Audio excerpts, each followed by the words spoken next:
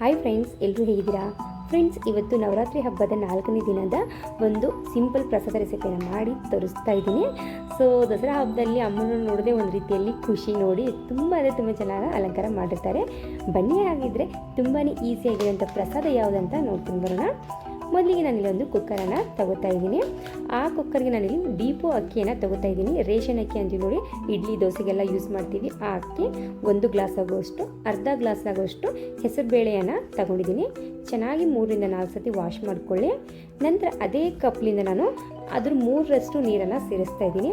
ಅಕ್ಕಿ ಮತ್ತು ಬೇಳೆಯನ್ನು ಪ್ಲೇಸ್ ಮಾಡಿಕೊಂಡು ಅದ್ರ 3ರಷ್ಟು ನೀರನ್ನು ಸೇರಿಸ್ಕೋಬೇಕು.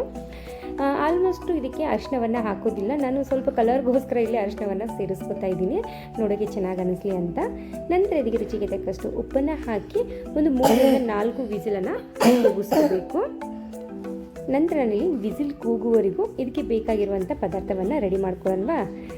ಫ್ರೆಂಡ್ಸ್, ಇನ್ನೂವರೆಗೂ ನೀವು ನಮ್ಮ ಚಾನಲು ಅಥವಾ ಫೇಸ್ಬುಕ್ಕಲ್ಲಿ ನೋಡ್ತಾ ಇದ್ದರೆ ನಮ್ಮ ಪೇಜನ್ನು ಫಾಲೋ ಮಾಡ್ತಾ ಇಲ್ಲ ಅಂದರೆ ಪ್ಲೀಸ್ ನಮ್ಮ ಪೇಜನ್ನು ಫಾಲೋ ಮಾಡಿ. ಯೂಟ್ಯೂಬಲ್ಲಿ ನೋಡ್ತಾ ಇದ್ದರೆ ಪ್ಲೀಸ್ ಸಬ್ಸ್ಕ್ರೈಬ್ ಮಾಡ್ಕೊಳ್ಳಿ ಫ್ರೆಂಡ್ಸ್. ಈಗ ನಾನಿಲ್ಲಿ ಎಲ್ಲವನ್ನ ಪದಾರ್ಥ ರೆಡಿ ಮಾಡಿಕೊಂಡು ಒಂದು ಪಾತ್ರೆಯನ್ನು ಬಿಸಿ ಮಾಡಿಟ್ಟಿದ್ದೀನಿ. ಆದಷ್ಟು ಇದಕ್ಕೆ ತುಪ್ಪವನ್ನು ಸೇರಿಸ್ಕೊಳ್ಳಿ. ಎಣ್ಣೆಗಿಂತ ತುಪ್ಪನೇ ತುಂಬ ಚೆನ್ನಾಗಿ ಅನಿಸುತ್ತೆ. ಸೊ ನಾನಿಲ್ಲೊಂದು 3ರಿಂದ 4 ಟೀ ಸ್ಪೂನ್ ಆಗೋಷ್ಟು ತುಪ್ಪವನ್ನು ಸೇರಿಸ್ಕೊಂಡಿದ್ದೀನಿ. ತುಪ್ಪ ಬಿಸಿ ಆದಮೇಲೆ ಇದಕ್ಕೆ ನಾನಿಲ್ಲಿ ಜೀರಿಗೆ ಮತ್ತು ಸಾಸಿವೆ, ಗೋಡಂಬಿ, ಕಾಳುಮೆಣಸು, ಶುಂಠಿ ಮತ್ತು ಒಣಮೆಣಸಿನ್ಕಾಯಿ, ಹಸಿಮೆಣಸಿನ್ಕಾಯಿ ಅಂದರೆ ಗ್ರೀನ್ ಚಿಲ್ಲಿಯನ್ನು ಕೂಡ ನಾನಿಲ್ಲಿ ಸೇರಿಸ್ಕೊಂಡಿದ್ದೀನಿ. ಸ್ವಲ್ಪನೇ ಇಂಗನ್ನು ಹಾಕಿ ಕೊತ್ತಂಬರಿ ಸೊಪ್ಪು, ಸ್ವಲ್ಪನೇ ಉಪ್ಪನ್ನು ಕೂಡ ಇಲ್ಲಿ ಸೇರಿಸ್ಕೊಂಡಿದ್ದೀನಿ. ಈಗ ಇಲ್ಲಿ ಚೆನ್ನಾಗಿ ಕುಕ್ ಆಗಿದೆ, ನೀವು ನೋಡ್ತಾ ಇರ್ಬೋದು. ರೈಸು ಈ ರೀತಿ ತುಂಬ ಚೆನ್ನಾಗಿ ಮ್ಯಾಶ್ ಆಗೋ ರೀತಿಯಲ್ಲಿ ಇದು ಕುಕ್ ಆಗಿರಬೇಕು. ನಂತರ ಇಲ್ಲಿ ಸ್ವಲ್ಪ ಇದು ಒಗ್ಗರಣೆ ಆದ ನಂತರ ನಾನಿಲ್ಲಿ ರೈಸನ್ನು ಸೇರಿಸ್ಕೊತಾ ಇದ್ದೀನಿ. ಫ್ರೆಂಡ್ಸ್, ಆದಷ್ಟು ಬೇಳೆ ಜಾಸ್ತಿ ಹಾಕಿದರೆ ತಿನ್ನೋಕ್ಕೆ ಒಂಥರ ಚೆನ್ನಾಗಿ ಅನಿಸುತ್ತೆ. ಬೇಳೆ ಕಡಿಮೆ ಹಾಕೋಕ್ಕೆ ಹೋಗ್ಬಿಡಿ.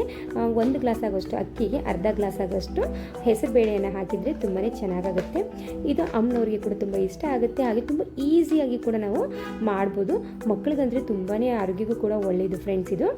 ಇದು ಸ್ವಲ್ಪ ಗಟ್ಟಿಯಾಗಿದೆ ಅಂದ್ಬಿಟ್ಟು ನಾನಿಲ್ಲಿ ಸ್ವಲ್ಪ ಬಿಸಿನೀರನ್ನು ಸೇರಿಸ್ಕೊಂಡಿದ್ದೀನಿ. ನಿಮಗೆ ಗಟ್ಟಿ ಬೇಕಪ್ಪ ಅಂದರೆ ಹಾಗೆ ಕೂಡ ಬಿಡ್ಬೋದು. ಸ್ವಲ್ಪ ನಿಮಗೆ ಮೃದುವಾಗಿ ಈ ಥರ ತಿಳಿಯಾಗಿ ಬೇಕಪ್ಪ ಅಂದರೆ ಸ್ವಲ್ಪ ಬಿಸಿನೀರನ್ನು ಸೇರಿಸ್ಕೊಂಡು 1-2 ನಿಮಿಷ ಕುಕ್ ಮಾಡಿಕೊಂಡ್ರೆ ಸಾಕು. ಕೊನೆಯಲ್ಲಿ ನಾನು ಕೊತ್ತಂಬರಿ ಸೊಪ್ಪನ್ನು ಹಾಕ್ತಾ ಇದ್ದೀನಿ. ಸಿಂಪಲ್ಲಾಗಿ ಈಸಿಯಾಗಿರುವಂಥ ಪ್ರಸಾದವನ್ನು ನಾನು ರೆಡಿ ಮಾಡಿದೆ ಇವತ್ತು. ಸೊ ಸಾಯಂಕಾಲಕ್ಕೆ ಮನೆ ಹತ್ತಿರ ಇರುವಂಥ ಒಂದು ದೇವಿ, ಗ್ರಾಮ ದೇವತೆ ಅಂತೀವಿ ನೋಡಿ, ಗ್ರಾಮ ದೇವತೆ ದೇವಸ್ಥಾನಕ್ಕೆ ಹೋಗು ನಮಸ್ಕಾರ ಎಲ್ಲ ಮಾಡಿಕೊಂಡ್ವಿ. ಸೊ ಅಲ್ಲಿ ಕೂಡ ತುಂಬ ಚೆನ್ನಾಗಿ ಪ್ರಸಾದವನ್ನು ಮಾಡಿದರು. ನಾನು ಪ್ರಸಾದವನ್ನು ಕೂಡ ತಗೊಂಡು ಮನೆಗೆ ಬಂದೆ ಫ್ರೆಂಡ್ಸ್. ನಾವು ಹೋದ ವಿಡಿಯೋದಲ್ಲಿ ಮೊಸರನ್ನ ಕೂಡ ಯಾವ ರೀತಿ ಮಾಡಬೇಕಂತ ಹೇಳಿಕೊಟ್ಟಿದ್ದೀನಿ.